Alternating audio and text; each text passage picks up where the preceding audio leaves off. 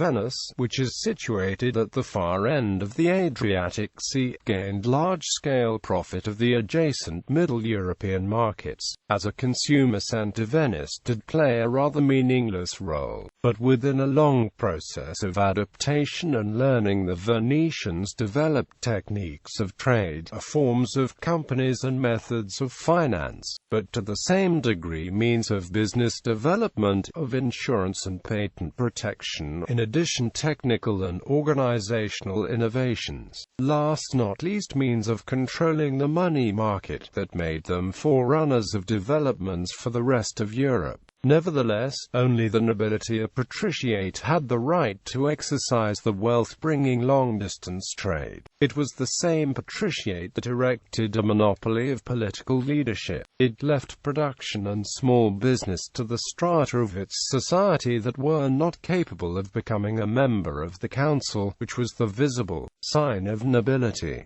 On the other hand, they provided protection against competitors, against violation of secrecy, and exercised strict control. Ab initio, Venice had to face fierce competition and rivalry, especially coming from Genoa. War, whether declared or not, was the normal status that for 4 times culminated in year-long open wars conducted with all means. Finally, the tiny, as far as its expanse was concerned, superpower had to draw back, because the world powers of those days, Spain and the Ottoman Empire, had a world of natural and human resources. Amsterdam, London and Lisbon, the political and economic means that Venice could not afford in that ever-growing range. In the 17th and 18th century, the regional power that had almost lost its entire colonial empire was more and more specialized in the production of luxury articles and in agricultural products of the terra firma. Introduction.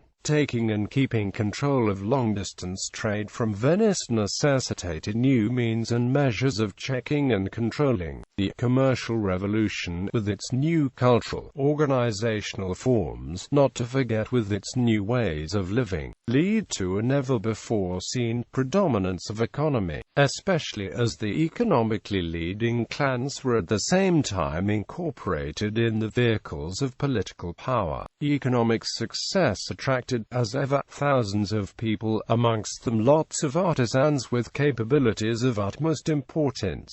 Refining and melioration, new products could develop.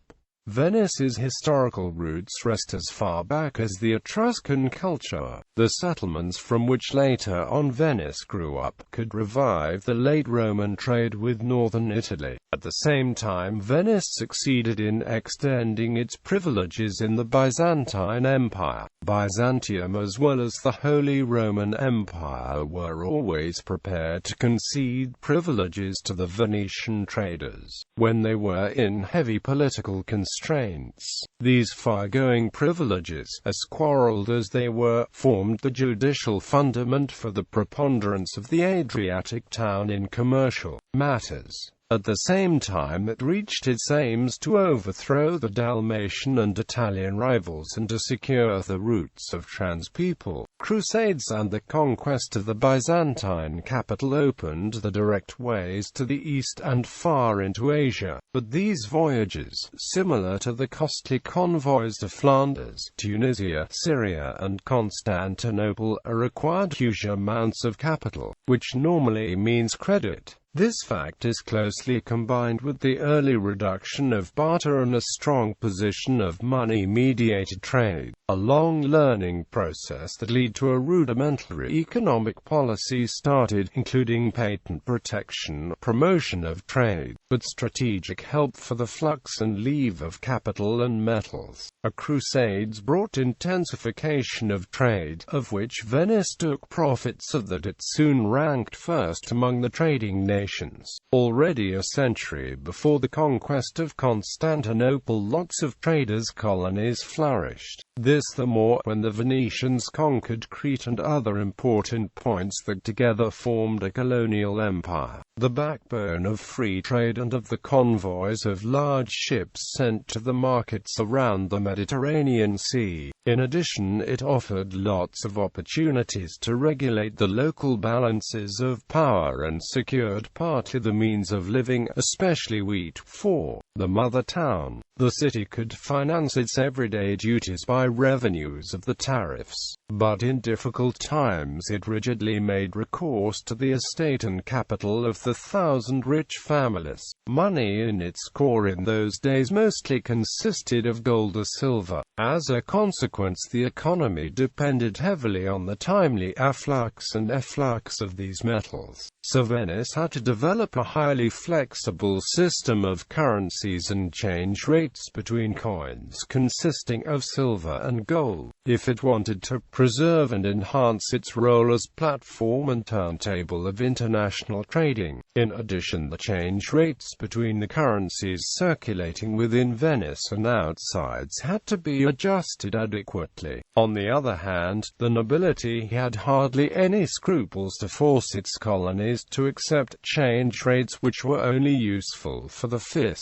In addition, Italian traders were used to means of payment, which could help avoiding transportations of gold and silver that were expensive and dangerous. Crediting became a way to bridge the ubiquitous lack of noble metals, and at the same time, to accelerate goods turnover, were it with the help of a simple bank transfer, were it with the aid of a bill of exchange. Also available and helpful were to float loans, used as a kind of trader's money, circulating from hand to hand. Cambists played an important role just as well as the later state-controlled banks whose predecessors in Venice was the wheat chamber or camera. Frumenti. Despite the predominance of intermediary trade, shipbuilding was an industry of utmost importance right from the beginning, and it was by far the most important employer. Quite important in the later Middle Ages were the production of drapery, of silk and glass. Still, the salt monopoly was of utmost importance, even more so the trade of wheat and millet. This trade did not contribute less to the wealth of the patriciate than the abundant rest of the trade. In early modern times the power of Venice reached its climax, but the tiny superpower was unable to confront the enormous powers of the Ottomans and of Spain with the gigantic resources. By and by Venice lost its colonies and its monopoly for the trade in the Adriatic Sea. In addition, capital of the Netherlands and of England overran the Venetian competitors. They did not accept any monopoly and trade moved into the North Atlantic. In addition, market access became ever more difficult because protectionism became rampant in most Mediterranean and European states. Close to the end, the Venetian state became a conservative agrarian system, which, despite increasing tourism, met incomprehension. There was no broad decadence but a slow recidivism behind the expanding trade powers of the 18th century. Until the 9th century, in antiquity the sea level was a few meters lower than today. Greek and Etrurian trades reveal much earlier settlements than expected. Chioggia was a Roman military colony, and in the Fontego dei Turci above the Canal Grande a coin from the days of Emperor Trajan was found. At the latest during the 6th century fishery, but overall sea salt and grain played the major roles. At about 750 King Astolph of the Longobards prohibited trade with the Byzantine subjects, that means obviously with the people of the lagoon as well. At 780 California, we find traders at Pavia offering goods from Orient, e.g. Tyrian purple. Before 785 already, Venetian traders resided in Ravenna and in the sea called Pentapolis. Men that had been expelled by the Franks in 787–791.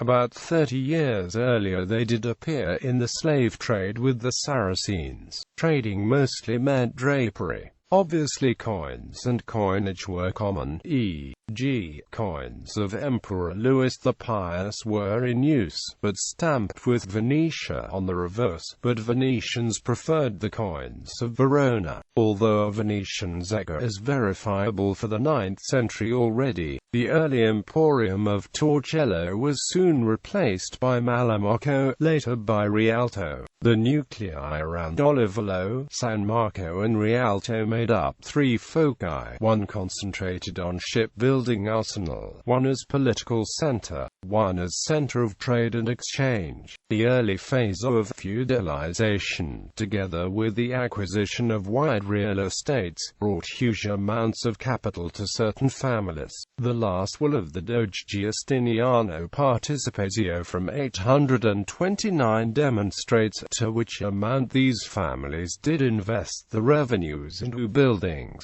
goods and adornments, but the more it is astonishing that they invested even more in credits and trading companies. The leading stratum was obviously involved in trading very heavily, much more than the nobility of the neighboring mainland. Between Byzantium and the Holy Roman Empire, 9th century to 1171–1204. With the destruction of Comacchio that controlled the mouth of the Po River, Venetians liberated the trade till Pavia and Piacenza, the more as a treaty with Charles the Fat had opened his realm. Much more difficult was the relation to Istria and even more Dalmatia, where the Narentani, pirates of the Dalmatian coast, resisted until 1000, when Doge Pietro II Orsolo conquered the northern and central part of the region. Privileges in the Holy Empire worked well together in combination with supremacy in the Adriatic Sea and a chart of the Byzantine Emperor of 992.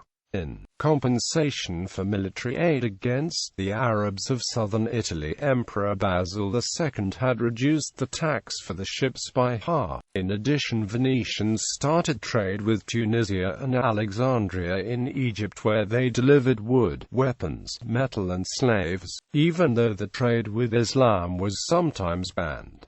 Emperor Leo V had already forbidden this trade, but during relatively peaceful times this ban was obviously loosened. The breakthrough came in 1082 with the privilege of Emperor Alexios I Komnenos, which guaranteed free trade and opened large parts of his realm for the first time. Colonies for the merchants, Fondacci and wharves completed and enhanced the by far largest colony in Constantinople. In the Holy Land, which was conquered by the Crusaders at about 1098, Venice gained the right of free trade, because it had helped Gottfried von Bouillon in 1100 and had conquered Tyros, the trade central in Syria. The colonies enjoyed autarky and autarky. From Syria to Little Armenia they conducted the trade deep into Asia, as well as Alexandria and the Maghreb became the targets. The counterpart of the privilege of 1258 became the one of 1084 that Emperor Henry IV ceded for his whole realm. Deeply mired in the investiture controversy, he allowed Venetians to trade in his whole realm, but his subjects were not allowed to extend the trading activities over Venice. Together with the monopoly in the Adriatic Sea and the staple, and the fact that merchants could only trade in Venice with the intermediates that the city provided, Venice was on the way to monopolize the trade between West and East. The merchants of the 1082 Holy Empire had to reside in the Fondico dei Tedeschi, where control was intense. 1171 to 1261, 10,000 Venetians are said to have been arrested on the 12th of March 1171. That and the following embargo put the whole trade at stake. Retaliation failed despite 120 galleys being sent into the Aegean. Tumults and riots occurred. The Doge was killed in the streets. The Fourth Crusade later offered Doge Enrico Dandolo the opportunity to take revenge. Sudden wealth and feudal way of living having conquered Constantinople and built a colonial empire. Venice was the predominant power in the eastern Mediterranean, with Genoa as enemy. This predominance formed the political frame together with the Latin Empire, which allowed a massive expansion of trade. In addition, the merchants participated in growing trade with the Holy Land, where acre played the main role until 1291. Trade alone was unable to swallow such huge amounts of capital. So many nobles, but also popular grassi, men grown rich very fast, acquired estates on the terra firma. Although the old clans tried to prevent this development, they could not stop it. Huge amounts were invested this way, although the towns on the mainland objected to these alienations. Thanks to the gigantic wealth of populari and grandi, only casual conflicts occurred. The two strata converged to only one, whose members were regarded as the magni. They held the political power and monopolized the profits of long-distance trade. Pressure was further reduced by sending 3,000 to 4,000 men and the families to Crete. Some of the nobles conquered little empires of their own in the Aegean. Many of them were sent as placeholders to hundreds of military and administrative posts. The Venetian Empire reached from Venice to Crete. Its center point was the Golden Horn. Although Venice was completely unable to conquer the 3/8 of the old empire that the Crusaders had conceded to Enrico Dandolo, it secured strategic points. Forms of company. The typical form of company was the so-called collegantia. Within its frame, a silent partner introduced about 3/4 of the capital investment. The active partner, who conducted the trade, introduced the rest. Aims, responsibility assignment and shares were fixed before the journey being started, but the active partner could also reinvest his gains during the same journey. In a way, silent and active partner were only roles that were fixed before each adventure, in which several silent partners could dare their luck. This way the risks diminished and the opportunities to accumulate capital increased. Close relationships and dependencies were developed, and as a consequence family partnerships were largely preferred. Not before the late Middle Ages, and thus very late in comparison to Tuscany, veritable societates prevail. Companies conceived for longer periods. In addition, double-entry bookkeeping enhanced the possibilities to stretch initiatives into rather far-away countries by founding outposts or factories, and by enhancing controlling, directing activities and intensification of local contacts were facilitated this way, too. Venice as key of world trade between 13th and 15th century. The Arabian conquest of Jerusalem caused a long-lasting deviation of trade routes to Baghdad and Tabriz. Cilicia and Armenia was now the main hub of trade. In addition, the Venetians lost the main ports in Egypt and in 1291 also the most important Hakon. They could only try to make the way through Armenia, Persia, Turkestan. After long and difficult negotiations they were readmitted in Byzantium. This was very important insofar as sailing through the Bosphorus was now the most important way to reach Central Asia. It was not by coincidence that Marco Polo traveled through Asia in these years between 1278 and 1291. A second way led to Trabzon, further to the Persian Gulf to India. A third one from Tanna at the mouth of the river Don to the Volga and the Caspian Sea to India. But the larger part of trade was conducted by sea vessels and not overland. Venice had developed a system of regular convoys with strong protective means, but also encouraged private trading. Structures. Immigration. The population of Venice, maybe 85,000 to 100,000 at about 1300, could only bear these permanent losses, because there was also a permanent afflux. This afflux was heavily encouraged by Venetian officials, especially after the waves of Black Death after 1348.